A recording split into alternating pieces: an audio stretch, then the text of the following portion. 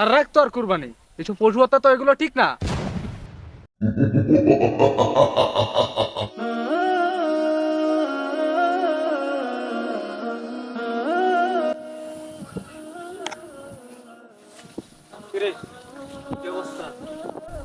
এই তো, তোর কি অবস্থা?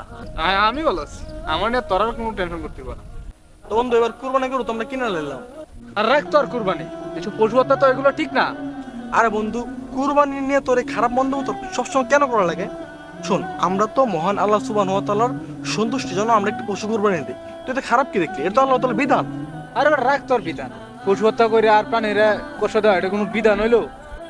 তো তোদের আসলে বোঝানোর কিছু নাই, আল্লাহ তোদের হেদায়েত দান করো। আরে দা, আমি বুঝলাম না। নাজির, বাবা নাজির, একটু এদিকে আয় তো। কি আব্বু, কি লিখে রাখছো? আয় এদিকে একটু আয় বাবা। আচ্ছা আব্বু, বলো। হ্যাঁ বাবা, তোমার সাথে কিছু কথা আছে। কি বলবা, তাড়াতাড়ি বলো। বাবা, আমি শুনতেছি তুই কুরবানি নিয়ে অনেক খারাপ মন্তব্য করস ফেসবুকে। কি খারাপ মন্তব্য করতেছি, আর তুমি কি শুনছো?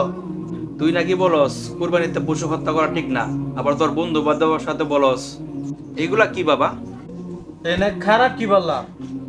যা বললাম তো সবকিছু ঠিকই বলছি। বাবা রে, এগুলা ঠিক না। যা, অনেক রাত রয়েছে, যে ঘুমাগা। আচ্ছা, ঠিক আছে। তখন নাজির তার বিছানায় ঘুমাতে যায়।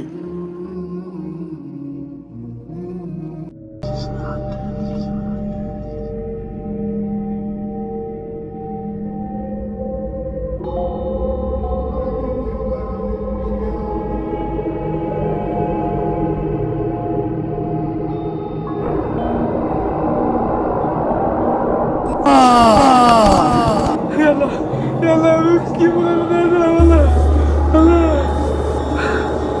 হে আল্লাহ, পশু কুরবানি যে কত উত্তম। হে আল্লাহ, পশু কুরবানি না দিয়া যদি মানুষ কুরবানি দিত তাহলে তো আমারই কুরবানি করতো। আল্লাহ, হে আল্লাহ, তুমি আমারে মাফ করো। এতদিন আমি ভুলের মতো ছিলাম, আমার মাফ করো। আমি আর এরকম কথাবার্তা বলবো না। নাজিরের মতো এমন অনেক লোক আছে যারা কোরবানি আসলেই তাদের চুলকানি শুরু হয়ে যায়। তারা ভাবে পশু হত্যা করে কি হবে, পশু তো একটি প্রাণী, সেই প্রাণীকে আমরা কেনই বা হত্যা করব, কেনই বা তাদের আমরা কষ্ট দেব। তো আমি তাদেরকে বলতে চাই, তো আপনারা কি কোনোদিন প্রাণী হত্যা করেননি বা প্রাণী আপনারা খাননি? আপনারা মাছ খান, মাংস খান, বিভিন্ন টাইপের মুরগি খান, খাসি খান, বিভিন্ন টাইপের মাংস খান, কিন্তু কুরবানির বেলায় যেটা আল্লাহ তাআলার বিধান, এই বিধানের বেলায় আপনাদের চুলকানি। আপনারা যদি বলেন যে পশু হত্যা কেন করব, তাহলে অন্যান্য প্রাণী খাওয়াও বাদ দিন।